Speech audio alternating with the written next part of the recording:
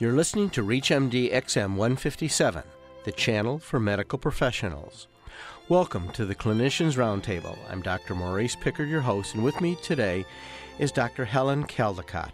Dr. Caldicott is a pediatrician, and she'll be speaking to us from Sydney, Australia. She's also the founder of Women's Action for Nuclear Disarmament and the founder and first president of Physicians for Social Responsibility. Thank you very much for joining us today. That's a pleasure.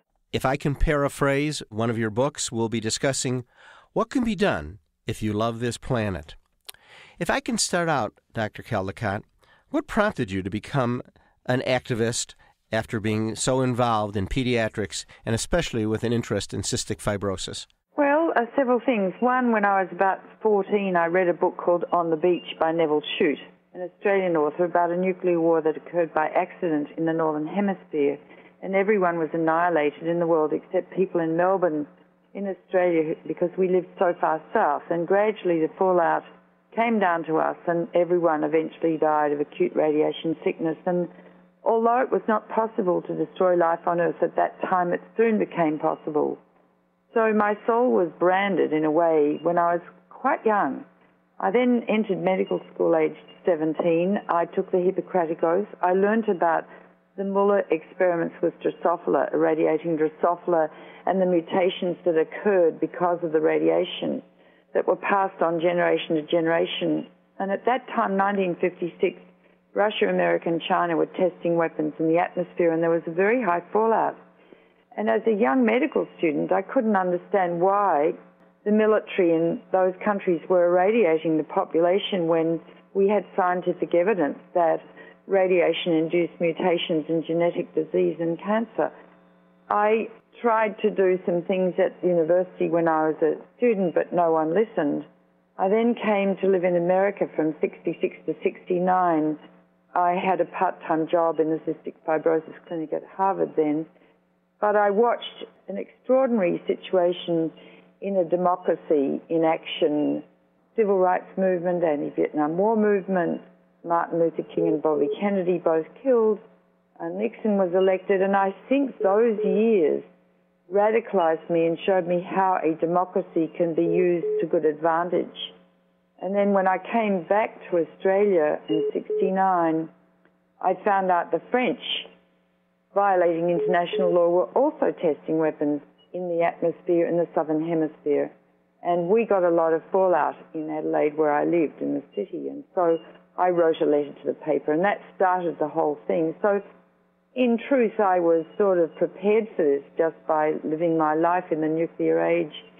And I became active politically, I guess, practicing preventive medicine, because all preventive medicine is enacted through the political process. I also remember the imagery of On the Beach. Without telling your age or my age, I also grew up with that movie and remember Gregory Peck and Ava Gardner. And after the movie, waltzing to Matilda for a long, long time. And I think that movie also impressed me much the way it did you.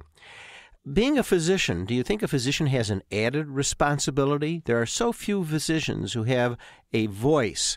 Do you think that they have an added place or a special place in our community to be advocates for such issues?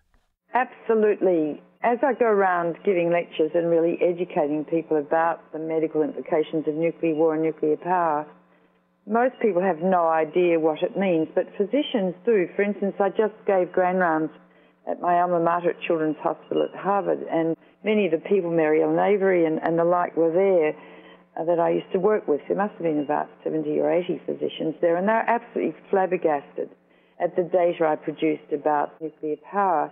Physicians are the best audience I ever addressed. They understand it immediately.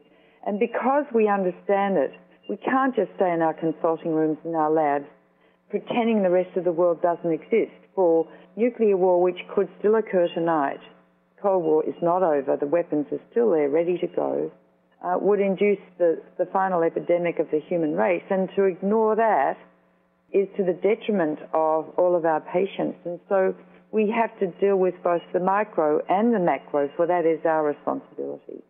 You know, I was impressed when I read your book, If You Love This Planet, how you compare the planet to a patient, that they have symptoms, they have disease, they have etiology. Did you have this in mind when you wrote the book? I think I just probably thought of it in one of my speeches and, realized that the planet is a living organism and that the ozone layer is the integument, that the troposphere is the temperature control mechanism which is now being damaged by CO2 and global warming gases, that the circulatory system are the rivers, the lakes and the oceans, that the skeleton is the earth itself, that the lungs are the trees which inspire CO2 and expire oxygen. And it all seemed to fit perfectly with what I learned as a physician, all these systems interdigitate. And then I was intrigued by the cure. And at least what I took away from the book was cure for our planet was voting. Could you respond to that? Well, it's not just voting, it's using the democracy. People think if they vote once every 4 years or so that they've done their dash.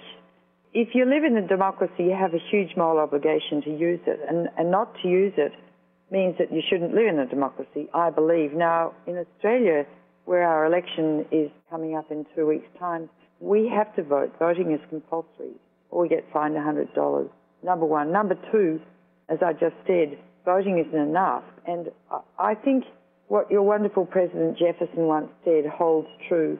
An informed democracy will behave in a responsible fashion, and it's up to us to inform ourselves, then get out and use this democracy. Otherwise, it's taken over by the corporations who do the polluting with carcinogenic substances, who make the weapons to destroy millions, hundreds of thousands, or indeed millions of people. I just think we have an extraordinary moral obligation as physicians to use the democracy and to be the leaders. If you're just joining us, you're listening to Clinicians Roundtable on ReachMD XM 157, the channel for medical professionals. I'm Dr. Maurice Pickard, and I'm speaking with Dr. Helen Caldicott, and we're discussing the threats to our planet. I also know that you entered the political arena yourself, so you carried this a step further. I think you ran for office in South Wales. What prompted that? Yeah, it's New South Wales, actually. I moved to live in a glorious little place called Byron Bay in 1991, and our elections are only 3 weeks long. The election had just been announced, and a man from the local newspaper, Nick Shan, came and had dinner with me and said, "You should run." I said, "No way." And he talked me into it by saying, well, you can't just leave Gorbachev standing. Shouldn't you help him with the efforts he's made to end the Cold War and the like? And my conscience was pricked, and I did run.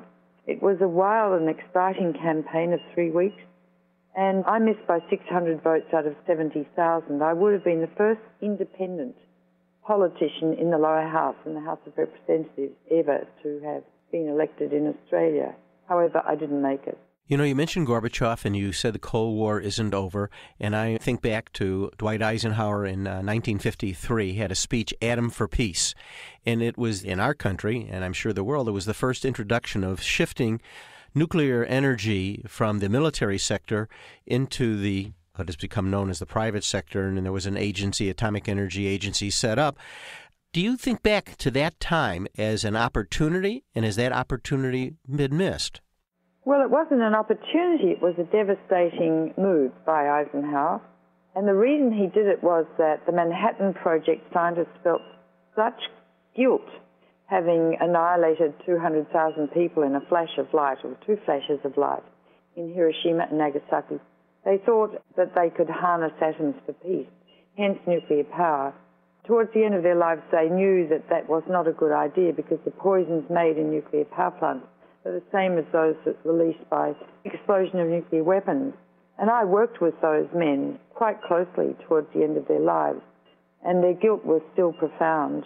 And thus we embarked, with the help of Eisenhower, upon a very invidious technology which will over time induce epidemics of malignancy, congenital deformities, and genetic disease forevermore from the radioactive waste from nuclear power. Could it be possible that that speech and the actions that took place brought us away from a brink of a disaster that might have happened at that time? You mean nuclear war? No. Yes. No, because America was still building nuclear weapons. Over the Cold War it built 77,000 nuclear weapons when the data shows that 1,000 bombs dropping on 100 cities could induce nuclear winter and the end of life on Earth. So there were nearly 80 times more weapons necessary to produce the end of life on Earth than were needed. So, and Russia built not nearly as many, about a little over half that number. Consequently, I really don't understand how we are still here on this planet, or in fact life exists, and the weapons, not so many, but thousands of them, is still in place, on hair trigger alert, between Russia and America to destroy life on Earth. And of the 30,000 weapons in the world today, Russia and America own 97% of them. So the real rogue states continue to be Russia and America. Well, many people think, and I'd like to hear your opinion, that our real concern is exactly that term of nuclear devastation is from rogue states. Abdul Khan, for example, selling nuclear technology to Libya is probably something that has interfered or certainly set back any hopes to curtail nuclear proliferation. So when you use the word rogue state, you're referring to Russia and the United States, and I'm saying that I think that our concerns might be other states that have a rule of law not in place. That's displacement activity. You know, if you put rats in a cage, threaten them with a lethal situation, or they tend to run away and do something irrelevant, that's which threatens them. As I just said, of the 30,000 nuclear weapons in the world, Russia and America own 97%. The American military policy is to fight and win a nuclear war against Russia. The Russians are therefore paranoid. George Bush, who's not the brightest spark in town, is the commander-in-chief. He gets 3 minutes to decide whether or not to press the button. Nuclear emergencies occur every day on the early warning systems in America and Russia. The only nations in the world that can destroy life on Earth are Russia and America. So to say, ooh, Libya might have a bomb, which he doesn't, or ooh, Iran may be developing 2.5 kilos of highly enriched uranium, which isn't enough for a bomb anyway, is to ignore the threat at hand. It's like you've got a patient with metastatic carcinoma in their terminal stage and you're worrying about, you know, a pimple on the nose of the patient. It's absolutely medically contraindicated to practice medicine that way, and we need to come to terms with reality. Otherwise, we're living in fantasy land and practicing psychic numbing. I'd like to thank Dr. Helen Caldicott for speaking with us. She's been our guest today, and we've been discussing threats to our planet, real or imagined. I'm Dr. Maurice Pickard, and you've been listening to the Clinicians Roundtable on ReachMD XM 157, the channel for medical professionals. For questions and comments, please send your emails to xm@reachmd.com or visit us at reachmd.com.